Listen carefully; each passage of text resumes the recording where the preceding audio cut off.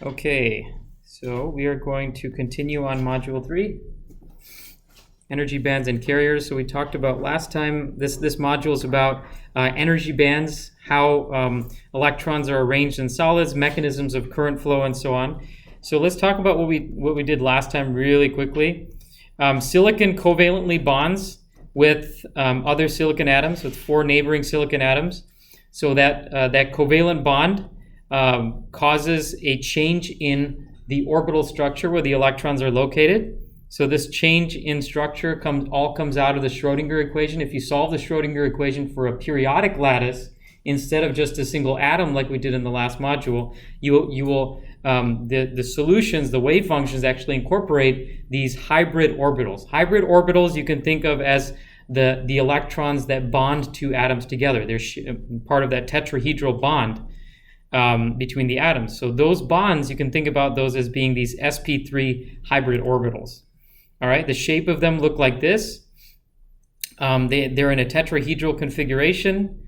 Now, when we start thinking about how does this actually impact the Schrodinger equation, we started off with what the Schrodinger equation, what the probability distribution of an electron looks like for a single atom. Okay, just to remind you, this is the electron, the radial probability of where the electron is for a single atom.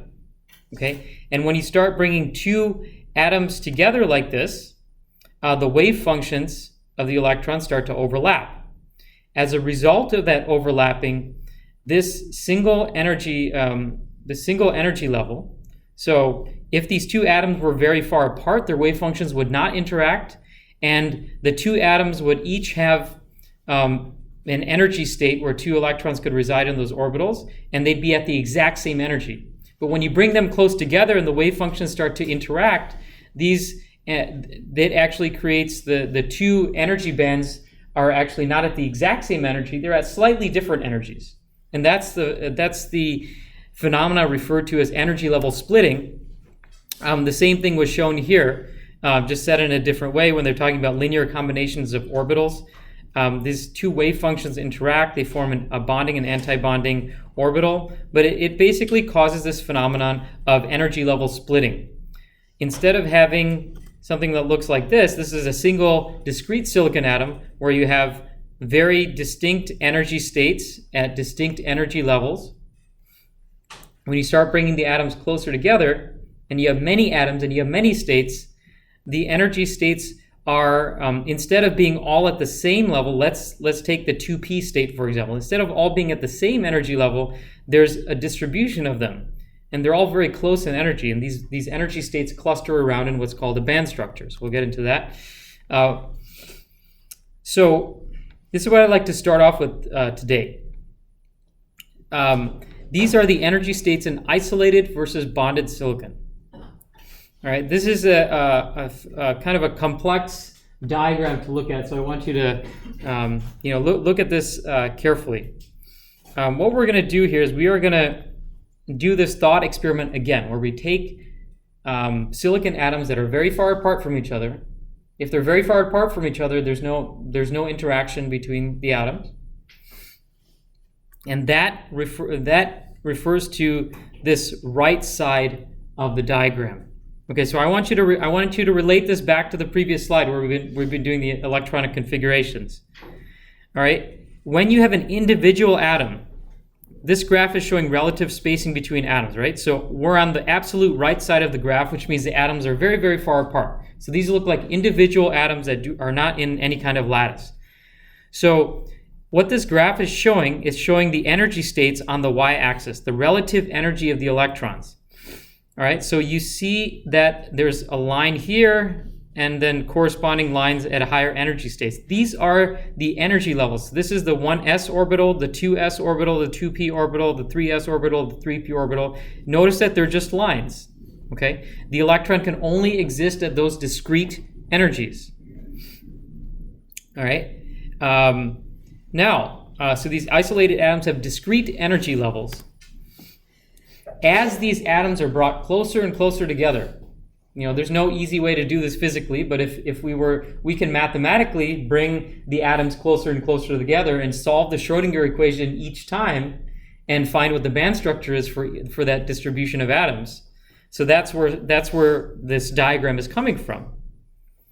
So as you bring the atoms closer and closer together, the wave functions of the electrons start to interact, overlap with one another. And what happens is that you create energy bands. Instead of having discrete energy states, you have energy bands. So let's back up for a second. This is the 3p energy level. This is a 3s. This is a 2p, 2s, and so on. And these are all the quantum numbers here. That's just there for your information. I want to explain what this n means. So let's start here. It says there's 2n electrons and 2n states in the 3s orbital. Okay. The n is the number of atoms in the lattice. Okay. So if you just have a single atom, that means there's 2 electrons and 2 states in the 3s energy level. The 3p, remember, there's 3 orbitals in the 3p energy subshell. So there's a total of 6 electrons, 6 states, and then 2 times n electrons. All right. Now, what happens as the atoms are brought together? Now you're here on this diagram, right about here. Notice that instead of discrete energy states, there's a whole bunch of energy states that are very close together. Now, all those energy states, we don't, instead of representing them as a bunch of lines, as I did on the previous slide, it's just shown as a shaded region. That's called an energy band. So wherever you see green here, there's a whole bunch of energy levels that are very close in energy to each other. So instead of drawing a bunch of lines right next to each other, we just shade that whole area green and say that there's a whole bunch of energy states anywhere within those energy states. So when an electron is in this type of situation, it sees an energy state that's not much higher than it. It can easily go back and forth between those energy states because there's not much energy difference. So the electron can transition easily. We'll talk more about that in a second. All right, is everyone with me so far? All right, so now we've brought the atoms close enough together such that instead of having discrete energy states, we start to see energy bands because of that the overlapping wave functions. We start to see band splitting, and so we start to form these bands. Okay, now with actual silicon, in an actual silicon lattice, there's which is shown in this by this red dotted line here. Okay, this is the actual band structure for silicon. So what that means is that when it's saying the relative spacing between the atoms, this is the actual spacing between the atoms in the silicon lattice. This is what the band structure looks like. Notice that there are a whole bunch of energy states here. And then there's a whole bunch of energy states up here. And in between them, there are no possible energy states. This is the origin of the band gap. It's called the band gap in semiconductors. Okay, in an individual atom, there is only discrete energies that the electron could reside in, and there are big spaces in between there. In silicon, there's a lot of energy states that are very close together in energy, and they form what's a band. So this is what's called the, look at this. This is called the valence band for silicon. And this part here is called the conduction band. In between the two, there's something called a band gap, and that's a region where there are no energy states. So the electrons cannot be in that region cannot have those set of energies. And it turns out this band gap is perhaps the most important feature of semiconductors. You can't have a semiconductor without a band gap. All right. This graph tells us also something important, is that a certain combination of atoms will give you a certain band structure. Right? You could imagine that if the distance were a little bit larger than what it actually is for silicon, if you were to take silicon atoms and spread them out apart a little bit more, perhaps if you had a larger atom than silicon, what's directly below silicon on the periodic table? Germanium. Yeah, good. You know it. That's awesome.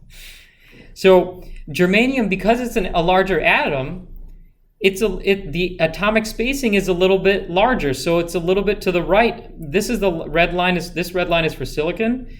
For germanium, it might be somewhere around here. And it turns out that germanium also has a band gap, but it's just a little bit smaller than silicon. You keep on going, by the time you get to tin and some of the other atoms on the same column 4, but you're just moving down the periodic table, then the band gap disappears. And then you have like metal-like behavior, conductive-like behavior. So the band gap is what gives a material semiconductor-like behavior.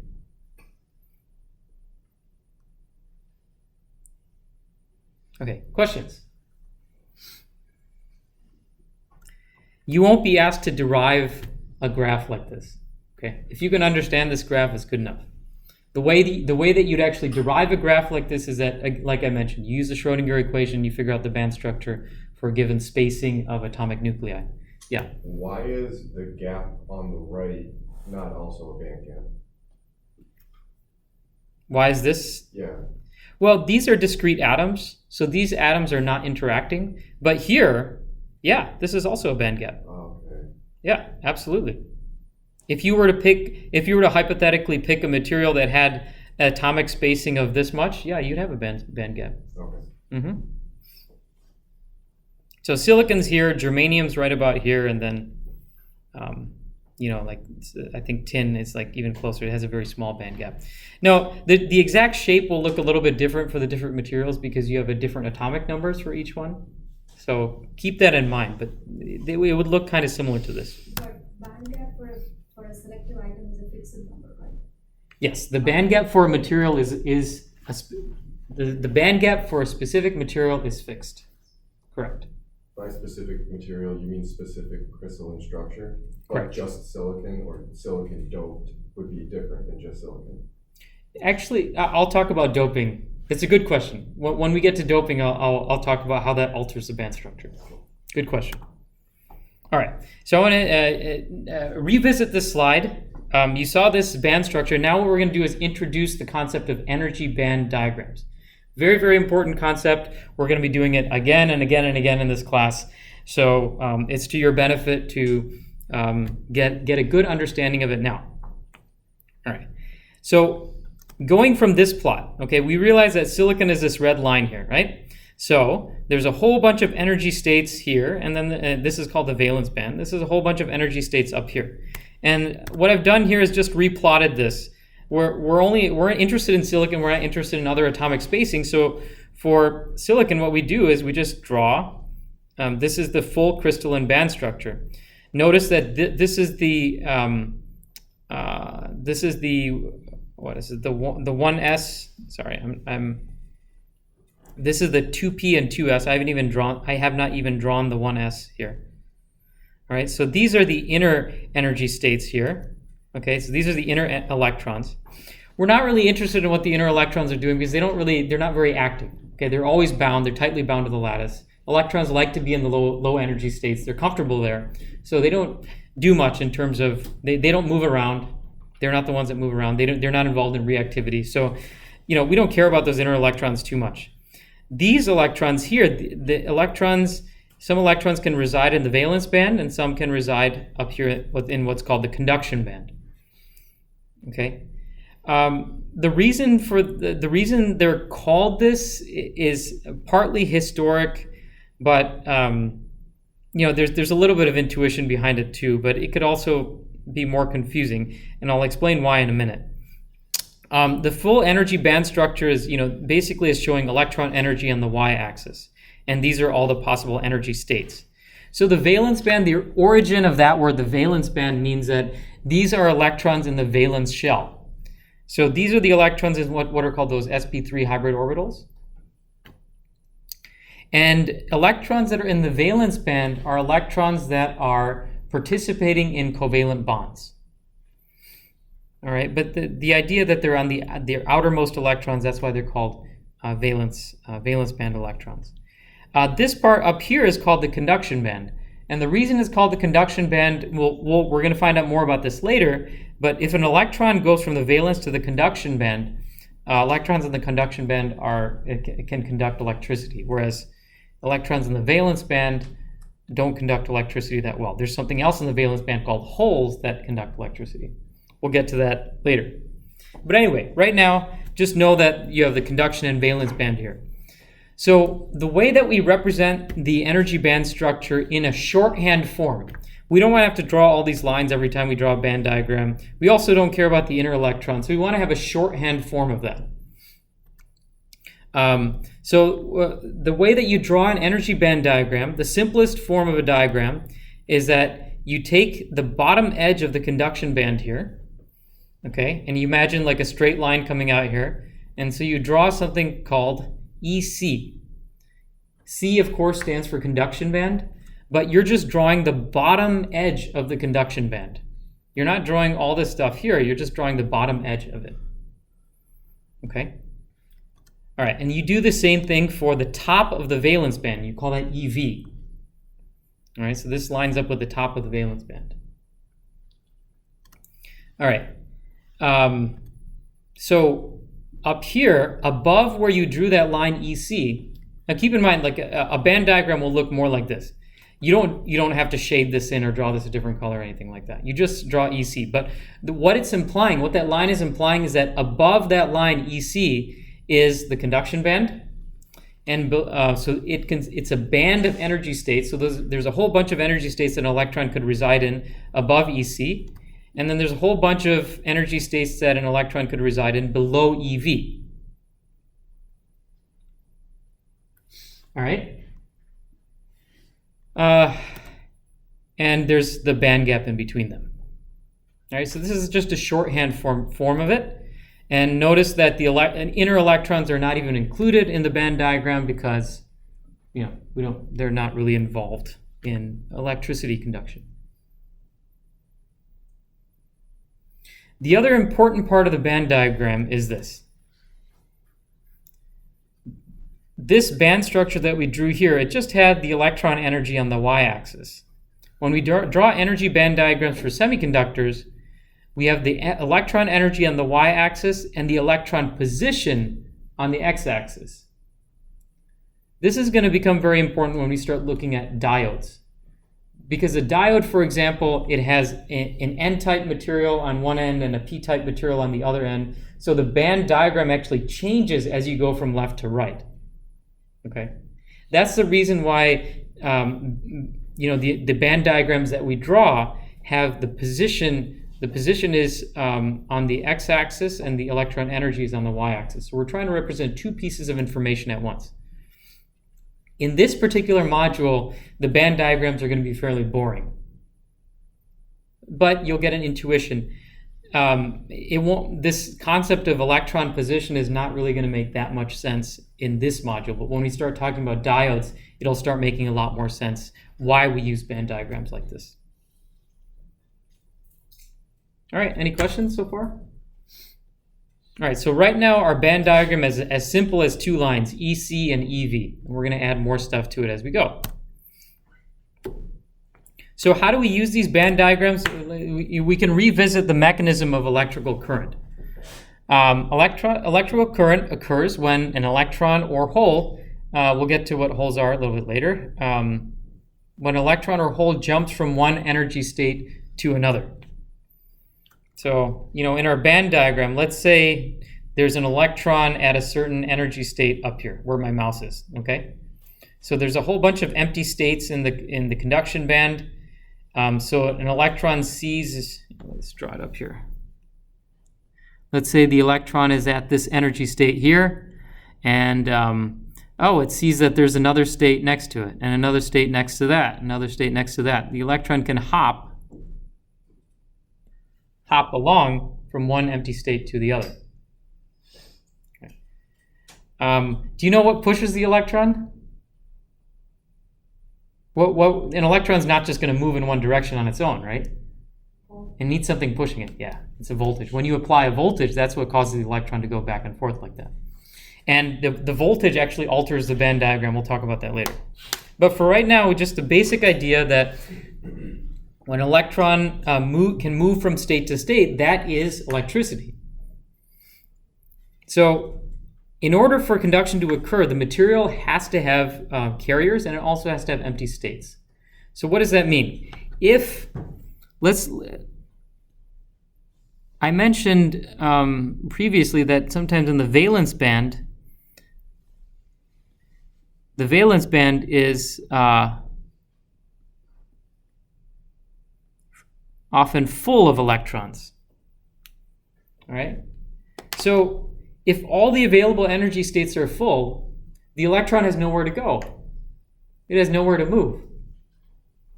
So if a band is completely full, you can't have electricity, electron conduction in that band. And what if the band is completely empty?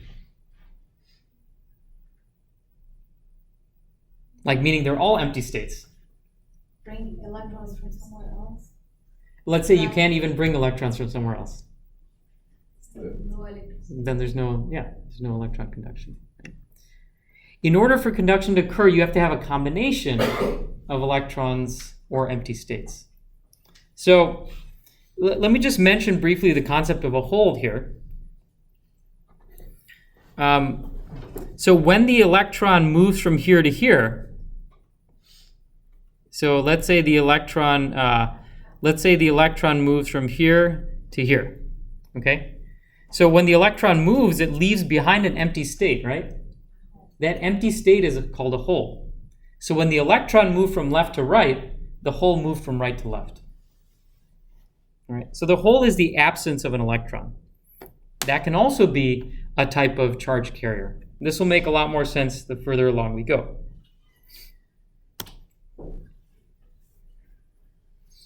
Okay, so let's just do this exercise real quick. The question here is which, these are showing the band structures of insulators, semiconductors, and metals.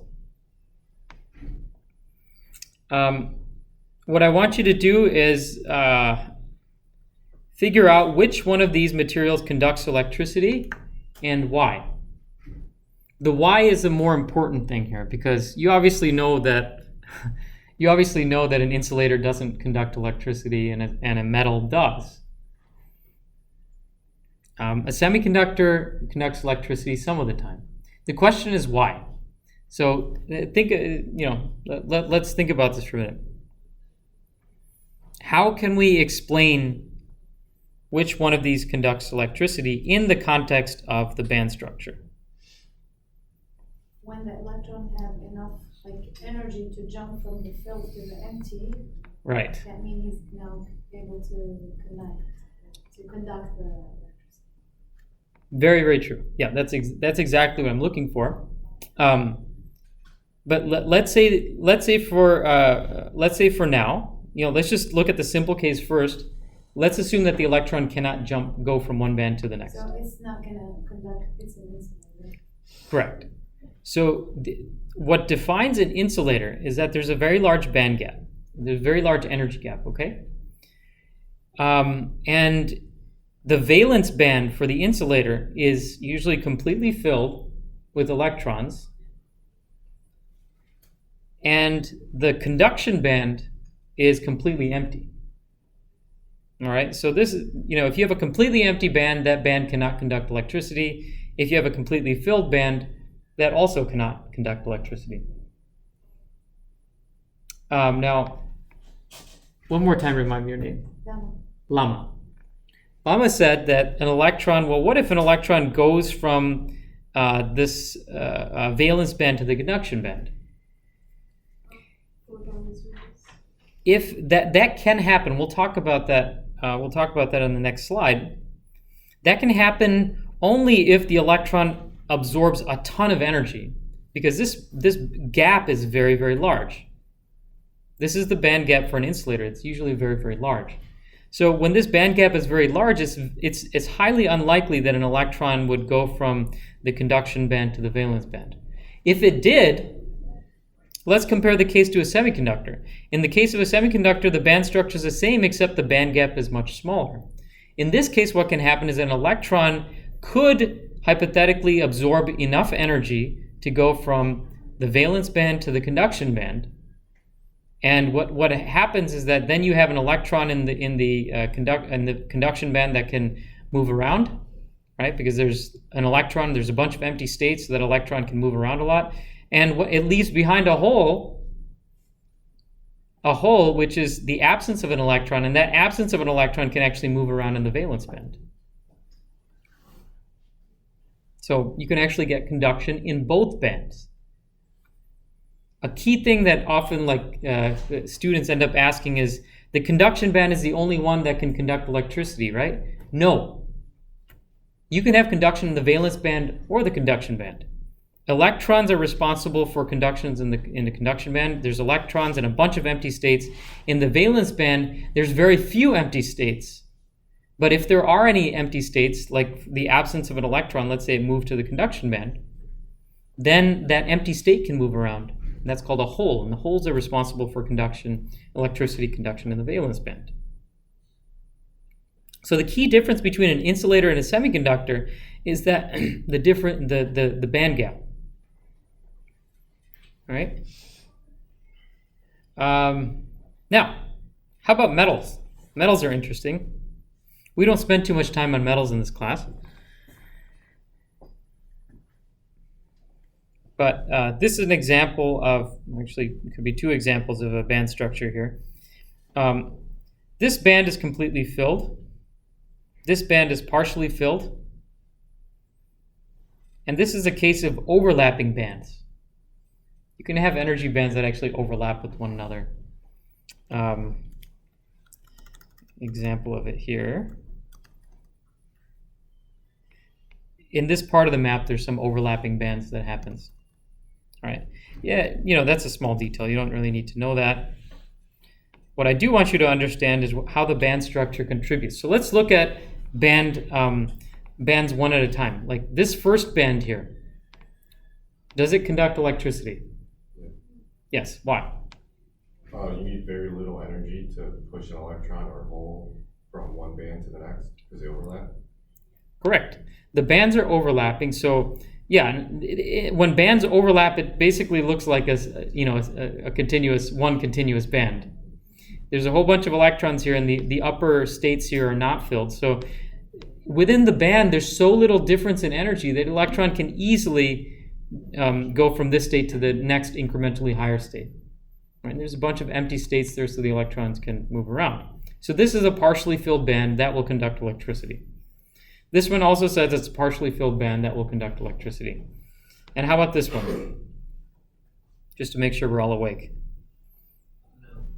No. Right, because it's completely filled. Electrons can't move around. So no electrical conduction there. A small band gap. What's that? So would it have a small band gap? It has a small band gap. The EG is not labeled here, but one of the things that defines metals, if you have a semiconductor with a very, very tiny band gap, it can exhibit metal-like properties at elevated temperatures. One of the issues with graphene, for example, is that it has a very tiny band gap. In some cases, it has no band gap at all. So, band gap engineering is very important in semiconductors. So let's talk about the band gaps of some typical semiconductors. As I mentioned before, the band gap of a material is typically calculated using the Schrodinger equation, and it's confirmed using a variety of experiments. So researchers in industry and academics will spend their entire careers doing this sort of stuff. They'll come up with different materials to try. Like, for example, graphene is very hot right now. The LED, the direct bandgap semiconductors, were very popular like 20 some years ago when LEDs were first coming out. There's a lot of bandgap engineering happening there. Those are just a couple examples. So you would calculate it using the Schrodinger equation, and you confirm it using a variety of experiments. You can use different types of optical experiments. Some of them will make sense as we talk later on in this module. You can do various types of resistivity experiments and see how that is impacted by light. There's a bunch of different things you can do.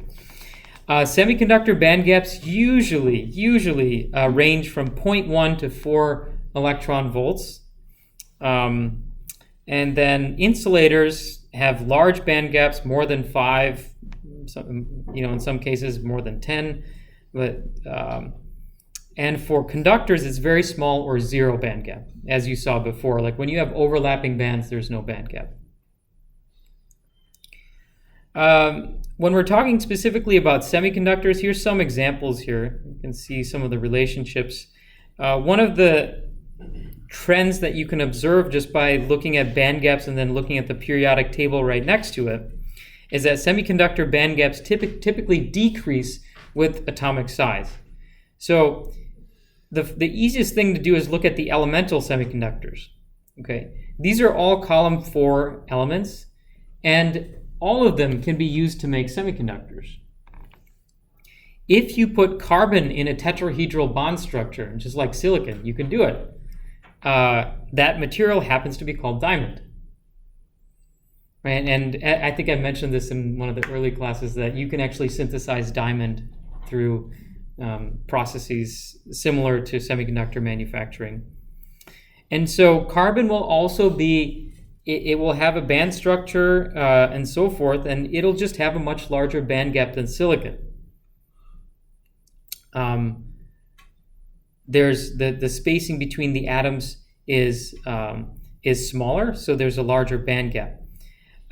So there's a 5.47 electron volt band gap for carbon. For silicon, just 1 underneath it, still column 4, so it still bonds the same way. Bonds with 4 other silicon atoms, tetrahedral bonding. Band gap is 1.12 eV. And then germanium is half of that, 0.66 electron volts.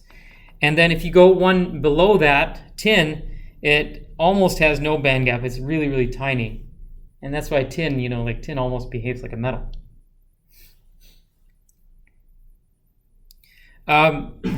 As I mentioned, in addition to elemental semiconductors, there are also compound semiconductors where you take an element of column 3, you combine it with column 5 in equal ratios. So let's say you do a mixture of gallium phosphide, so you're picking gallium here, which is in column 3, and then you're picking phosphorus, which is column 5. That has a band gap of 2.2 electron volts. You can also pick a different column 5 element, gallium and arsenide. The gallium arsenide is a very popular semiconductor that's used in high-speed applications. And that has a band gap of 1.42 electron volts. Larger spacing, smaller band gap. And then if you continue on the periodic table, you do gallium and antimony, you get 0.68. Same thing for the indiums. Let's say you start off with indium phosphide. That has a band gap of 1.27. You go to indium arsenide, 0.36. Indium antimony, 0.17. So the lower you go in the periodic table, the lower the band gap seems to go. Those rules seem to go a little bit haywire with the 2,6 elements. This is where you pick something from column 2 and column 6. So the elements that are typically used is zinc. Zinc can be combined with oxygen. Zinc can be combined with sulfur. And then cadmium can be combined with selenium and then tellurium. Okay.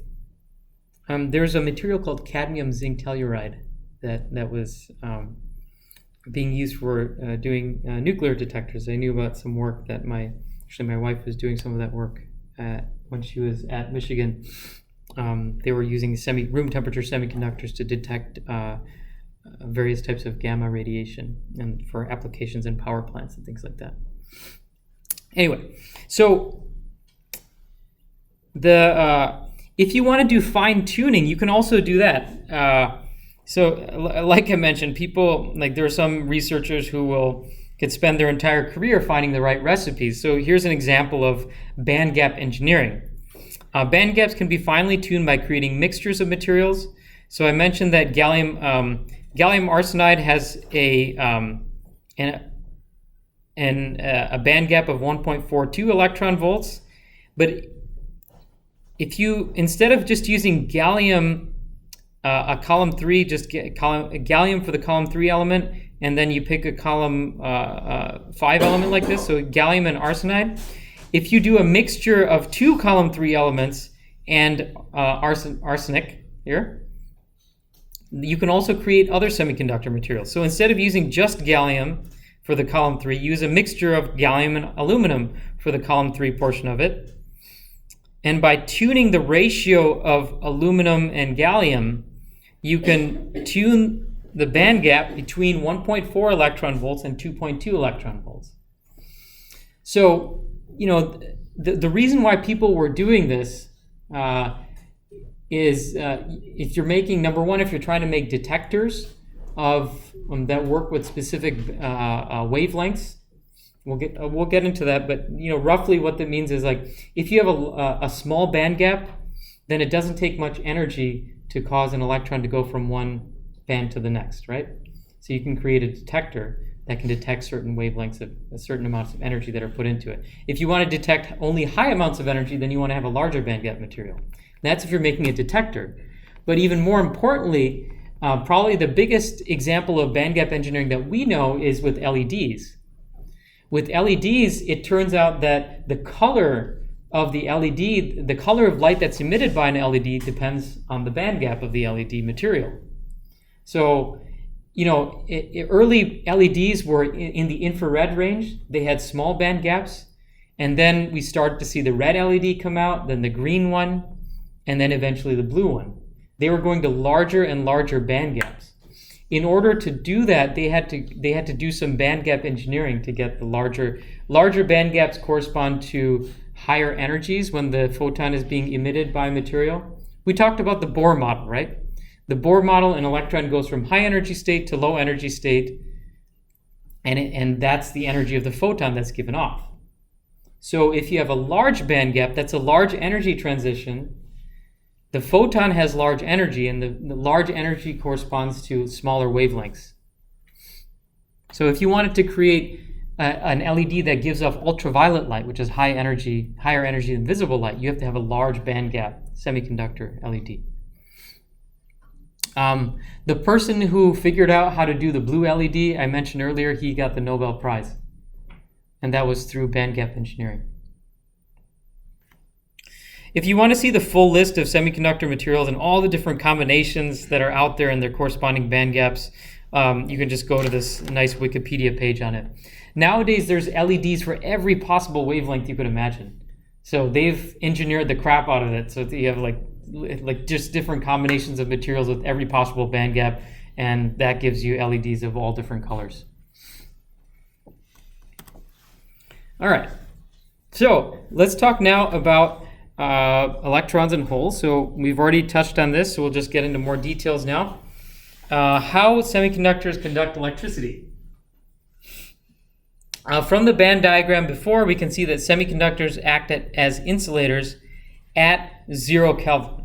Okay, there's a key. There's a key thing here that I'm saying is at 0 Kelvin.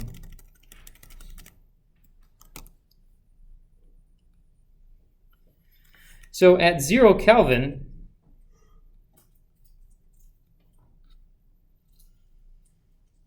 this is what the band structure of a semiconductor looks like. The entire valence band is completely full. The conduction band is completely empty. Why does the valence band fill up and why does the conduction band stay empty? Because there's no energy to spare. Oh, what's it? There's no energy at all, so it's going to be at the lower. Yeah, but why do the electrons? Why are the electrons in the valence band but not the conduction band? Because electrons always going to be at the lowest energy level. Exactly. When you have a whole bunch of energy states and you're filling them up, like we did in last class, electrons always fill up the lowest energy states first. So in this situation, they filled up all of the valence band, and there's no kind of energy at 0 Kelvin. 0 Kelvin is negative 270 degrees Celsius. It's very cold. That's the lowest possible temperature that you can have. And at that, there's no energy at that. There's no thermal energy to cause an electron to excite to a higher energy level. There's a couple ways we can get electrons to be excited from one energy level to the other. Probably the easiest is temperature. If you increase the temperature, that gives more energy, more vibrations. So things vibrate more at higher temperatures, and something bumps into an electron, and then the electron can go to a higher energy state. Right. So at 0 Kelvin, the diagram that I showed you earlier holds. Like there's no electrons. But at even slightly elevated temperatures, electrons can get excited and jump into the conduction band. So if you imagine an electron that was here in the valence band, the electron gains enough energy, and then it is elevated into the conduction band. So now you have an electron up here, and you have the absence of an electron. So that white circle is an empty state, also called a hole. So up here in the conduction band, you have electrons and a whole bunch of empty states. The electrons can move very easily around. And here you have a hole, which is the absence of an electron, and that hole can also move around. What's the charge on an electron? It's negative 1.6 times 10 to the negative 19 coulombs. So the electron charge is negative 1.6 times 10 to the negative 19. What's the charge on a hole? It's positive 1.6 times 10 to the negative 19. So it actually has the same charge. The absence of an electron has the same charge as an electron, but just opposite sign. It's positive instead of negative. So a semiconductor has positive and negative charge carriers. So when electrons get excited and jump to the conduction band, this results in what's called an electron-hole pair, right? Because they're formed in pairs. When you create the electron, you leave behind a hole. They're also called EHPs for short. And we've talked about this already. So now we can conduct electricity because now you have, this is now a partially filled band, and this is also a partially filled band. The same phenomenon is less likely to occur with an insulator. Why? Takes way more energy for the electrons to shoot up. Yeah, takes more energy for the electrons to go to be elevated to the conduction band. Good. Professor, when Yes. we say a hole has a positive charge of 1.6 times 10 to the negative 19, or positive 1.6, is that relative to a neutron? Or what is it relative to? That number, 1.6 times 10 to the negative 19? Yeah. That's a fundamental constant. I don't think it's relative to anything else. Okay. That's a constant that has been found through measurements. Okay. Because my understanding, right, is that voltage is just a relative measurement. So I would say a hole is relative to something at 0 volts. I was wondering if it's a neutron. Voltage is always a relative measurement. Yeah, it's a potential energy. You know, you always say a voltage potential difference between two spots, or applying a field between these two spots. But with regards to charge, charge is kind of like it's a fundamental constant. The electron charge. Okay. I was thinking V instead of Q. I think I'm straight now. Okay. Yeah. Good. So we're going to talk about intrinsic and then extrinsic semiconductors. We'll get into doping. So we first talk about intrinsic semiconductors. So in an intrinsic semiconductor, it's a perfect semiconductor crystal with no defects or impurities added to it. Okay. The carrier concentration Ni is the concentration of electrons or holes. This is an important point. It seems obvious, but it's important that you know it. The number of electrons is equal to the number of holes, because these things are always created in pairs, right? Every electron will have an accompanying hole.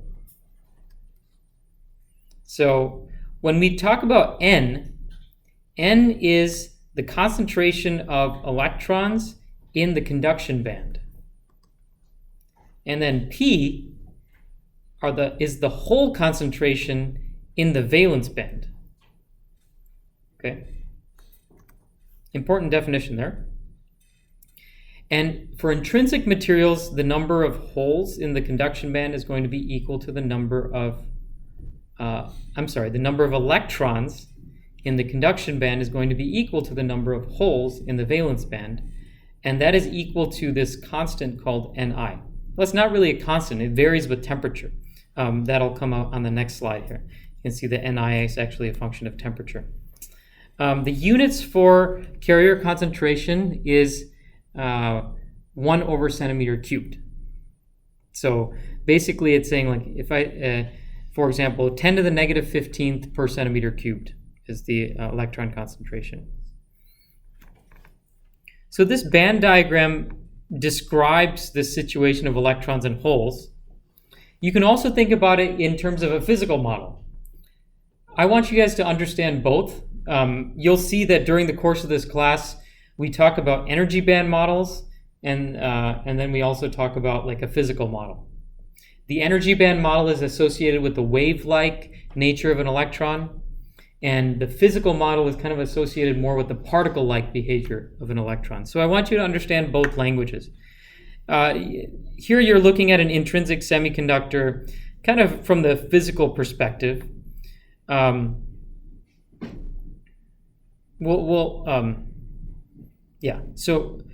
if we look here, like this is an example of a silicon atom that has the complete bonds around it. What happened here was that this initially it started off with complete bonds, but something happened. There's a little bit of energy, or enough energy added to the system where this bond here, it broke. And when that bond broke, it created a free electron, and it left behind an incomplete bond. Remember that these bonds, each one of these bonds consists of 2 electrons. So a bond, I should say it like this. Each one of these blue lines represents 1 electron. All right, so if one of these blue lines disappears, like that means an electron has broken free from that bond, broken free from that energy state, and it's gone to a higher energy state. Physically, what that means is that the electron is no longer bound to the lattice. So again, I'll say this, I'll repeat it again. An electron that's in the valence band is an electron that's participating in a covalent bond. All right, so that would be one of these blue lines here.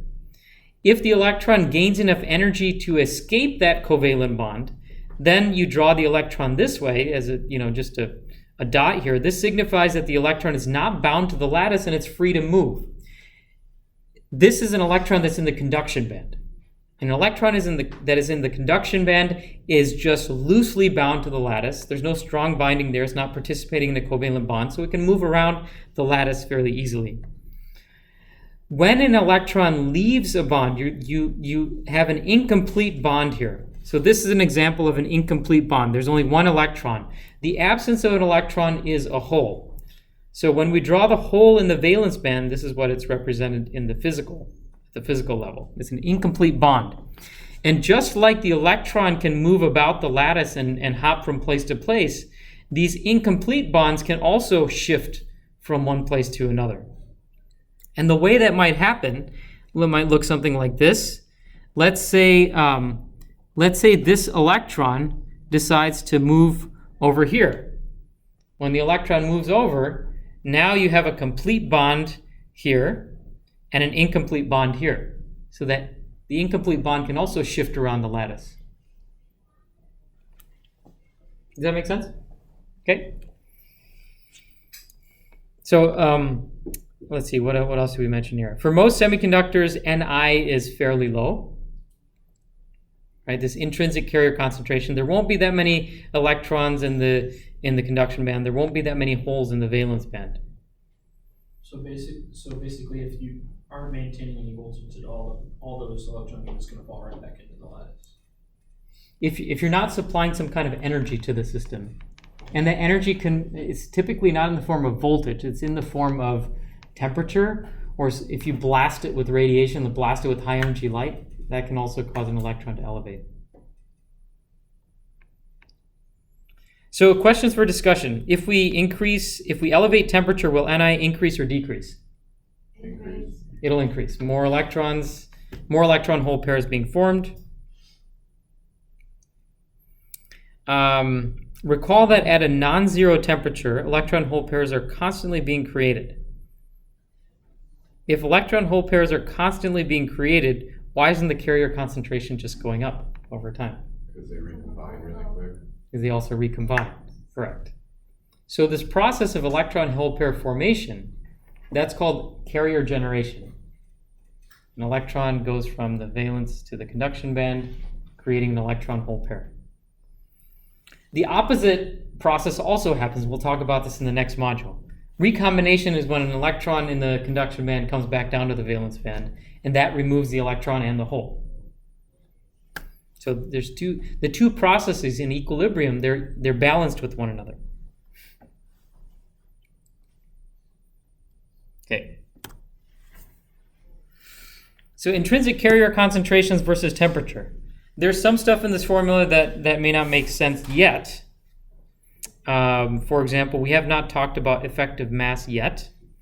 But the purpose of this slide is to show you now that there is a temperature dependence on the intrinsic carrier concentration, and it is well characterized. Meaning there's a formula for it.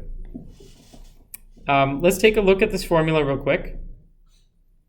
The intrinsic carrier concentration as a function of T, the temperature, is 2 pi times the Boltzmann constant times the temperature divided by Planck's constant squared. All of this to the 3/2. This is where the first part where the temperature comes in. Temperature to the 3/2 power here. And then there is the effective mass of the electron or the hole to the 3/4 power. We'll talk about that later. And then the main thing comes from this exponential dependence. Exponential of Eg divided by 2 kT. All right, so as a result of that, or I guess I like to think about this more in terms of just like physically what's happening at higher temperatures. There's more electron hole pairs that are being created, so your intrinsic carrier concentration is going to increase. And there is an exponential increase due to this exponential term here. So this is a plot. This is a plot of it. And this also has some important numbers for your homework. It has the intrinsic carrier concentration of silicon at room temperature, germanium, and gallium arsenide.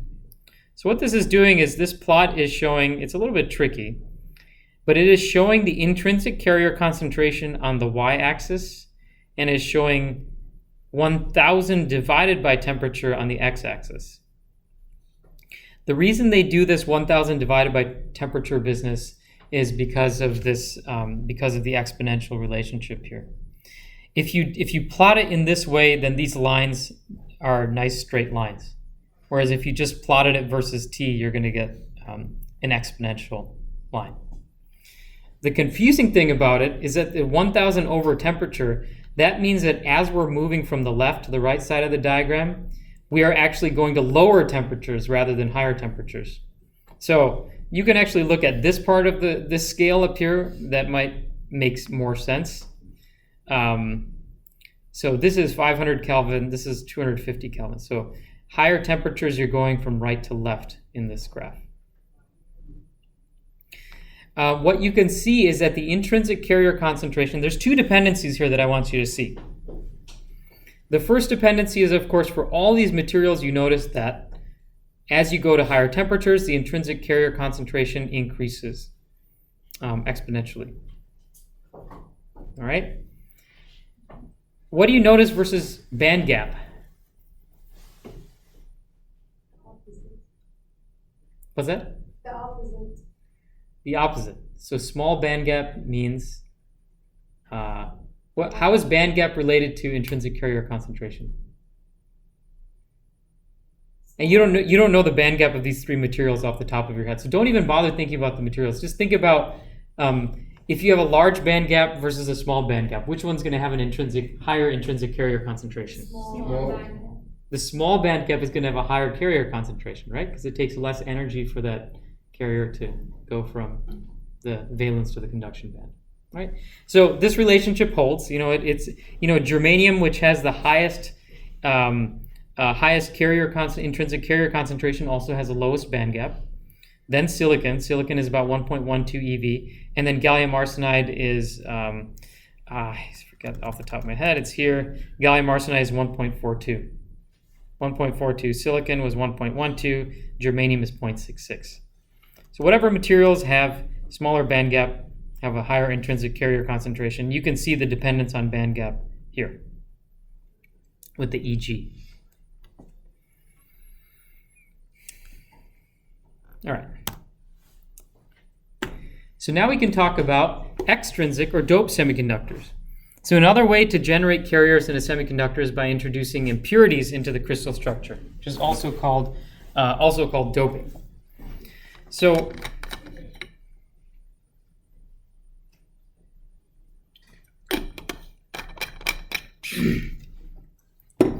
there's two types of dopants.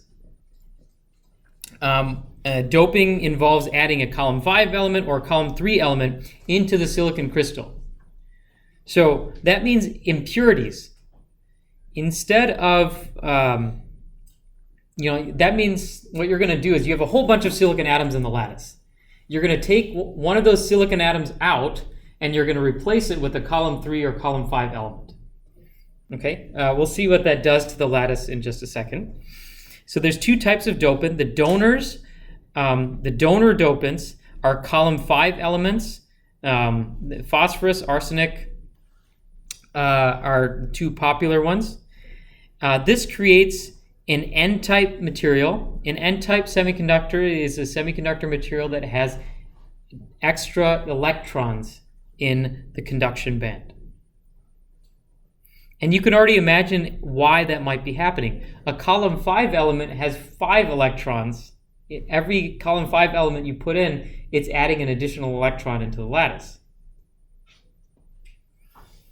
An acceptor is a column 3 element. That creates what's called a p-type semiconductor. So p-type semiconductors have increased hole concentration in the valence band, and those are done by adding column 3 elements. So column 3 is less than column 4, so it takes away, you can think about it, it takes away an electron from the lattice. It creates the absence of an electron, so it creates a hole. And these are all the column 3 elements here: boron, aluminum, gallium, indium. All right? So I think it's very fascinating that the researchers figured out that by adding impurities into the silicon lattice, you can alter its band structure. That was a very fundamental and very important advance in semiconductor science. So I'm going to do this in reverse order because I like the physical model. I feel like that provides a good understanding. Let's start with this. We're going to go to the right side here. Donors. All right, a donor means it's an electron donor. So these gray circles here are silicon atoms. The blue lines here are the electrons, the covalent bonds. Each blue line represents one electron. So there's two lines, so 2 electrons participating in the covalent bond. All right, so when if you replace one of those silicon atoms with a column 5 element like arsenic, what you're doing is arsenic, remember, it has 5 electrons in its outer shell. 5 electrons in its outer shell. So 4 of those electrons are going to go towards forming the covalent bonds with silicon, and then there's going to be 1 extra electron left over. So when we draw this with a typical dot diagram, let's say there's arsenic here, silicon here, silicon here. So arsenic has 5 electrons in its outer shell, whereas silicon has 4 electrons in its outer shell. So this forms a covalent bond here. This forms a covalent bond here, covalent bond here, covalent bond here. So there's that extra electron that the arsenic provides. All right, same thing is shown here. So this extra electron, turns out that it's loosely bound. It's still in there.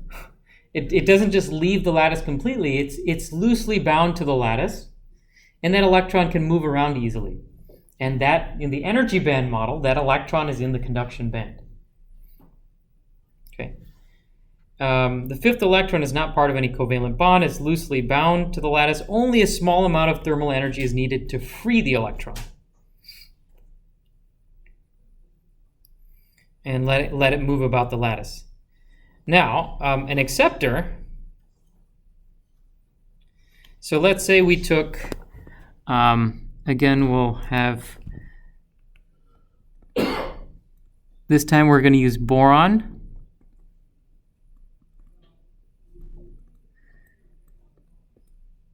So the silicon atoms have 4 valence, or 4 electrons in its outer shell, and the boron only has 3, because it's a column 3 element. So it forms 3 covalent bonds like this, but this one here is a hole, because this is an incomplete bond. Right? This did not form a complete bond with the silicon atom next to it. And that's what's shown in this diagram. Here. This is an incomplete bond, and that's a hole. That hole can also move about the lattice. Again, there's this issue of a small amount of thermal energy. With a tiny amount of thermal energy, what can happen? Let me draw this. You need just a little bit of energy to free this one and cause it to cause that bond to move over to the right. And when it moves over to the right, now the hole has moved over to the left. All right? So in that way, the empty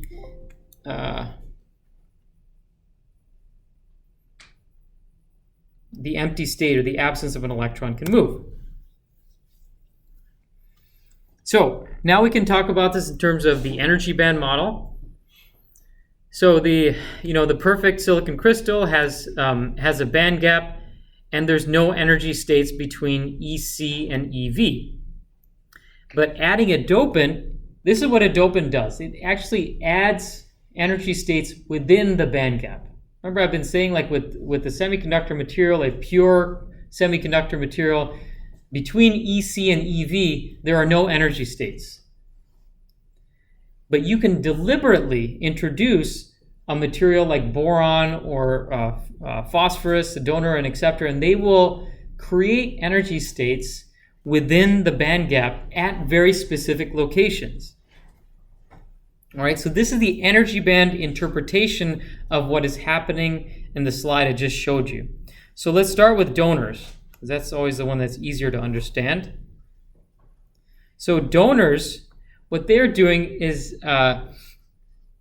if you add a column 5 element like phosphorus, it actually creates energy states that are close to the conduction band, very close to the conduction band, just below the conduction band. That's the first thing that it does. The second thing that it does is that it's introducing extra electrons into the lattice. And guess where those electrons reside? They reside right here at the dopant level. Okay? So let's think about what the column 5 atom did. Every column 5 atom that you put in there, it put in 1 extra electron, right? The valence band is already full. That electron can't occupy these states here. It has to go to the dopant level. This is the next lowest energy state, so it starts filling up the dopant level. The key thing is that the dopant level the donor level is very, very close to the conduction band. So it takes very little energy to move an electron from here up into the conduction band, and once it's in the conduction band, the electron is has all these energy states that it can jump around to, and it can conduct electricity.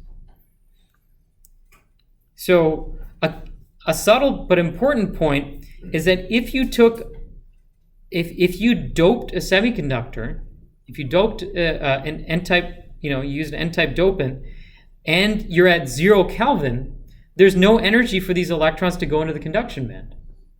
So would you get a conductive material? No. No. Electrons in the donor level, they can't move around. This is not an energy band. Okay. So Isn't it's the same thing by using chemicals like wet etching. Wet etching, wet etching, if you do nanostructures, it can modify the band structure. So you can get some crazy effects when you do things at the nanoscale, but like when you're doing it just in the continuum level, I don't think etching will change the band structure. It'll change the physical structure, but not really the band structure. Changing the band structure requires you to use a different material. Which is, for example, here you're introducing impurities in there, so it's creating another state there. Or there's some weird stuff that happens when you have like really, really small structures that are, getting on the atomic scale. Are there any implications to the fact that you're taking something that's maybe a larger atom, right, Mm-hmm. and sticking it into this crystal lattice? Are there any implications to like changing the bond lengths? Oh, that's a good question. Yeah. So when you introduce a larger atom into the lattice, it kind of strains the lattice, right? You guys are material scientists. I know you guys think about this stuff all the time. It turns out when the lattice is strained, it changes the electrostatic potential condition, right? So that's what changes the band structure.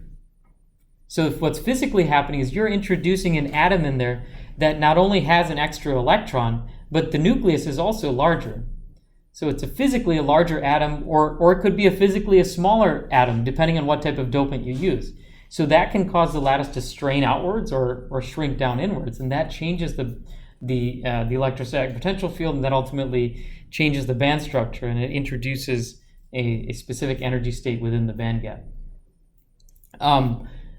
There are only certain atoms that you can dope a material with. Because, like you're implying in your question, if you use a ginormous atom, it can't fit in the space of the silicon lattice, and so it just won't form a proper lattice. And so I mentioned, the people who are doing research for their entire careers on how to make new semiconductor materials, just making the semiconductor material, creating a lattice that has, that has the right atoms that can still maintain like a crystal structure and the tetrahedral bonding, that in itself takes a lot of like trial and error. That's a good question. All right, so let's go to acceptors now. Similar thing, maybe perhaps just slightly less intuitive than the donor example.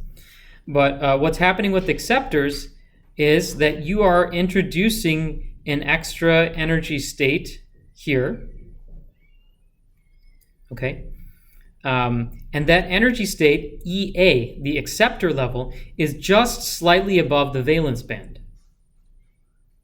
Now, a key difference between the donors and the acceptors is that the donors are donating an extra electron into the lattice, so those electrons sit at the donor level.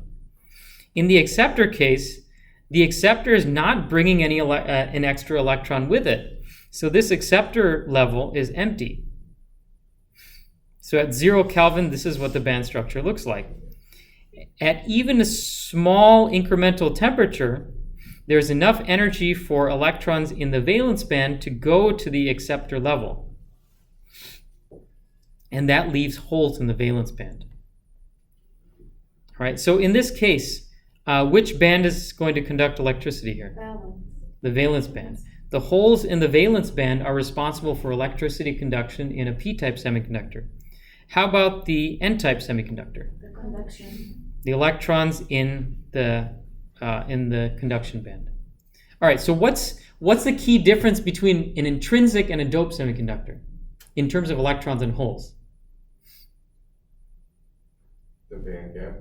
The doped ones have a energy level in the band gap?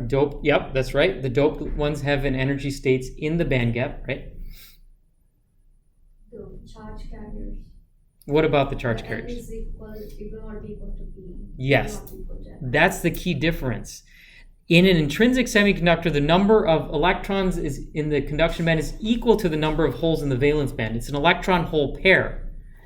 What's happening when you dope it, in the case of an N-type, you're creating extra electrons in the conduction band, but you're not creating holes in the valence band. It's not being created in pairs. That's the key difference.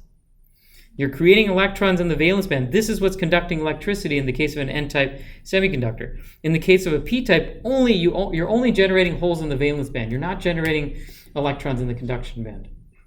In the intrinsic case, they're being generated in pairs, so you're generating electron-hole pairs.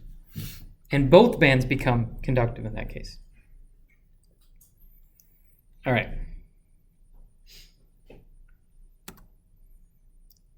Questions so far?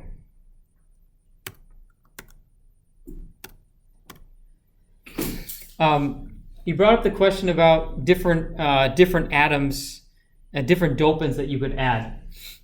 And this is a nice graph from an older but very classic semiconductor textbook written by someone who was at Bell Labs back in the heyday when all this crazy stuff was happening. So these are the ionization energies for dopants in silicon and gallium arsenide. The silicon one is probably the one we're more interested in here.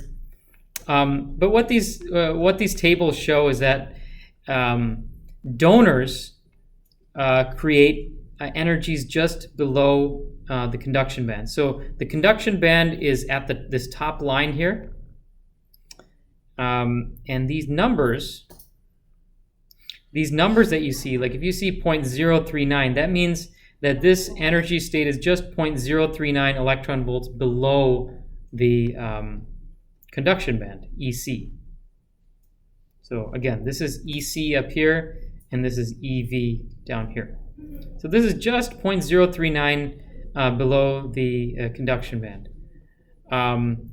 Phosphorus, which is a common one for silicon, for a column 5 dopant, at 0.045.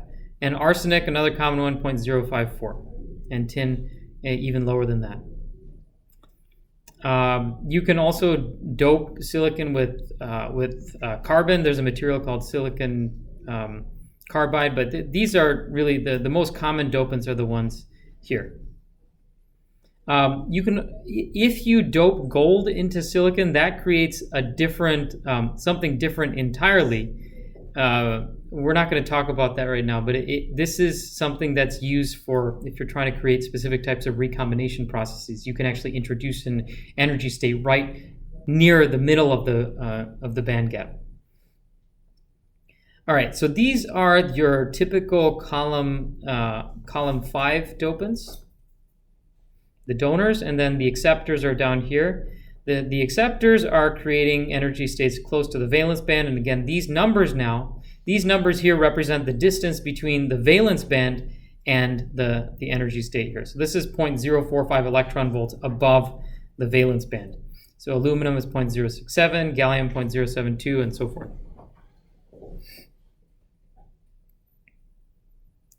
All right, so just a quick question just to gauge our understanding. Let's say we have, if we use phosphorus versus arsenic. If we dope with the same concentration phosphorus, same concentration arsenic, what's going to be the difference in conductivity? Assuming everything else is the same. The phosphorus one will be a little more conductive? Correct. The phosphorus one will be a little bit more conductive. That's right. Alternatively, you can say the phosphorus will take a lower temperature to become conductive than the arsenic. Because there's less energy for an electron that the electron needs to move up. Good. All right. So I think we're just coming up to the end of class now, so that's a good stopping point. Next class, we're going to talk about calculating carrier concentrations, just to give you a little bit of a preview. So we calculated carrier concentrations in intrinsic semiconductors with the Ni, and that's typically given as a constant. It varies with temperature. But now what we're going to do is calculate carrier concentrations in an extrinsic semiconductor, in a doped semiconductor. And we use statistical approaches to do this. We're going to learn about the Fermi-Dirac distribution and the density of states. So the density of states tells us how many energy states do we have in the conduction and valence bands. And then the Fermi-Dirac distribution tells us the likelihood, the probability that that energy state is filled with an electron. All right. So it's kind of like if you want to find out how many cars are in the Costco parking lot, you would first look at the number of parking spaces there are in the parking lot, and then multiply that by the probability that the parking spot is full with that has a car in it. You multiply those two numbers together, that will give you the total number of cars in the Costco parking lot, which is always tremendously high on Sundays. Don't go to Costco on Sundays. Colossal waste of time. Church traffic. Huh? It's the church traffic. Yeah, that's right. Okay, so good stopping point. Like I said, we'll meet next Monday's class. I expect to post the solutions over the weekend. Please go over it before, and then also like after, take a look at the solution. That way, if you have any questions, we can bring it to class Monday, and then next week I'm going to post the next homework set. Yes, there are questions. The exam is next week, right? Or are you going to postpone it? We're probably going to have to postpone the exam a little bit. Yeah, I will give you updates on the exam next week. So it means we have a time to post the solution until Friday or Monday? I'm planning on posting it like probably Friday, so that you have the weekend to do it. You prefer Friday? It's okay. Yeah. Okay. Okay. Good. Thank you. Yep. Thank you. Oh, by the way, there is an announcement on Canvas. Did all of you receive the announcement by email? Yeah. Yeah. Okay. Good. It had some information about the slides, correction of the slides, and something on the homework. Good.